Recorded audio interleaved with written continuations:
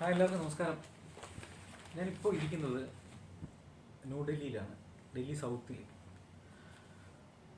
ഒരു നാഷണൽ ലെവലിലുള്ള media workshop attend ചെയ്യാൻ വന്നതെന്ന് പറഞ്ഞു കഴിഞ്ഞാൽ 40 പേരടങ്ങുന്ന ഒരു സംഘത്തിനൊപ്പം ഈ മീഡിയ വർക്ക്ഷോപ്പ് അറ്റൻഡ് ചെയ്യാൻ വന്നത്. അപ്പം ഈ ടൈംസ് ഓഫ് ഇന്ത്യ, അത് റൂമിൽ, നമ്മൾ താമസിക്കുന്ന ഈ റൂമിൽ പത്രം കിട്ടുമായിരുന്നു. അപ്പോൾ കഴിഞ്ഞ ദിവസം ഹിന്ദുസ്ഥാൻ ടൈംസ് ആയിരുന്നു, ഇന്ന് ടൈംസ് ഓഫ് ഇന്ത്യ കിട്ടി.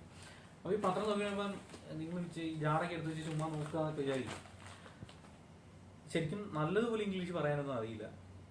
എന്നിരുന്നാൽ പോലും കഴിഞ്ഞ കുറേ കാലങ്ങൾ എടുത്തു നോക്കുകയാണെങ്കിൽ, ഈ പഠിക്കുന്ന സമയത്ത് ഹിന്ദു പത്രം നോക്കുന്നൊരു പരിപാടി ഉണ്ടായിരുന്നു. അതിനുശേഷം ഈ 4 പത്രങ്ങൾ ദിനംപ്രതി വായിച്ചുകൊണ്ടിരുന്ന ഒരാളാണ്. പക്ഷെ പോകെ എല്ലാ പത്രങ്ങളൊന്നും വായിക്കാൻ പറ്റാത്തൊരവസ്ഥയെത്തി. ഈ ഇംഗ്ലീഷ് പത്രത്തോട് ശരിക്കും പറഞ്ഞാൽ വിട പറയുകയൊക്കെ ചെയ്തിട്ടുണ്ടായിരുന്നു. പിന്നെ പല ഇൻ്റർവ്യൂവിൽ ചെന്നിട്ട് ഈ ഇംഗ്ലീഷ് സംസാരിക്കാൻ, അതായത് ഗ്രൂപ്പ് ഡിസ്കഷൻ നടക്കുന്ന സമയത്ത്, ഈ നമ്മുടെ ഈ ജേർണലിസം ഫീൽഡിലും ഇപ്പോഴത്തെ കാലത്തല്ല പറഞ്ഞത്, പഴയ കാലത്ത് എക്സാം എഴുതി, ഒരു സ്കൂളിലൊക്കെ ആയിരിക്കും എക്സാം വരുന്നത്. ആ എക്സാം എഴുതിയിട്ട് ആ എക്സാം പാസ്സായ ശേഷം ഇൻ്റർവ്യൂവും ഗ്രൂപ്പ് ഡിസ്കഷനും ഒക്കെ കഴിഞ്ഞിട്ടാണ് ഒരു ജേർണലിസ്റ്റ് ഒരു ഡെസ്കിൽ ജോലി ചെയ്യാൻ കയറുന്നത്.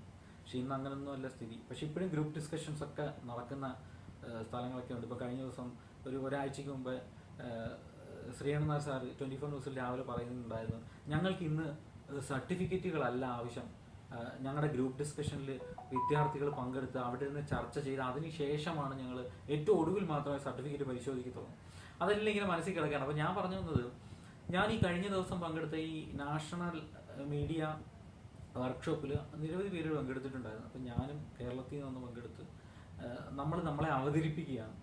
ആദ്യം ഞാൻ ഇൻട്രോ പറഞ്ഞത് എന്നെ അവതരിപ്പിച്ചു. അത് തൊട്ട് മുമ്പേക്ക് എൻ്റെ സോഷ്യൽ മീഡിയ പ്രൊഫൈലിലൊക്കെ പോസ്റ്റ് ചെയ്തിട്ടുണ്ട്. പിന്നെ അതിനുശേഷം അത് കുറേ കഴിഞ്ഞപ്പോഴത്തേന് എന്നെ പെട്ടെന്ന് വിളിക്കുകയാണ്, ഷാഫി കൂടുതൽ സ്പീക്ക് ചെയ്യണം, കുറേ കാര്യങ്ങൾ പറയണമെന്ന് പറഞ്ഞത്.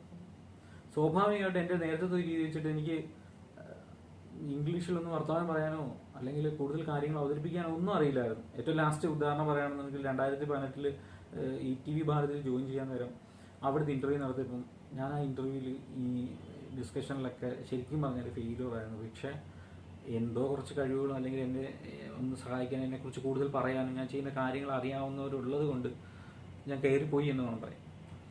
പക്ഷേ ഈ കഴിഞ്ഞ ദിവസത്തെ മീറ്റിങ്ങിൽ ഞാൻ 10-ലധികം മിനിറ്റ് എൻ്റെ ആശയത്തെ പറ്റിയും എന്നെ പറ്റിയും നന്നായിട്ട് സംസാരിക്കാൻ കഴിയും, എനിക്ക് പറഞ്ഞു കൊടുക്കാൻ കഴിയും. അതിനുശേഷം ഇന്നിപ്പോൾ ഒരു മീറ്റിംഗ് കഴിഞ്ഞ് വന്നിരിക്കുകയാണ്. ആ മീറ്റിങ്ങിലും എന്താണ് നമ്മൾ ചെയ്യുന്നതെന്നും എന്തൊക്കെ ചെയ്യാൻ കഴിയുന്നതെന്നും ഒക്കെ സംസാരിക്കാൻ കഴിയുന്നു. ഈ സൗത്ത് ഇന്ത്യയിലെ 4 സ്റ്റേറ്റുകളിലെ വർക്ക്